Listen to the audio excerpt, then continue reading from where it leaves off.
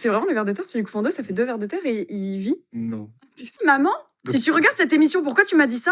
Oui Magla, on t'a menti. Mais l'histoire du ver de terre coupé qui devient 2, elle est hyper répandue. Et quand je travaille genre en animation avec le public, bah beaucoup de personnes y croient encore. Le mythe, il vient d'un réflexe musculaire où même après avoir amputé le ver, bah son corps il continue pendant un moment de gigoter. Et c'est pareil quand un phasme lâche une patte, par exemple pour échapper à un prédateur, elle va continuer à bouger pendant un moment avant de s'arrêter. En revanche, si tu coupes un ver de terre en deux, et ben il est capable de se régénérer. Alors, il faut qu'il soit coupé au bon endroit, qu'aucun organe vital ne soit endommagé et qu'il lui reste un petit peu d'intestin pour qu'il continue à fonctionner. Mais quand même, en une semaine, le ver peut retrouver tous les segments de son corps. Une semaine seulement. C'est pas oufissime ça? C'est fou quand même d'imaginer que certains êtres vivants, eh ben, ils peuvent survivre à une amputation de ce genre. Et surtout se réparer en une semaine. Donc voilà, ne coupez pas un ver de terre en deux pour en avoir 2 fois plus dans le jardin.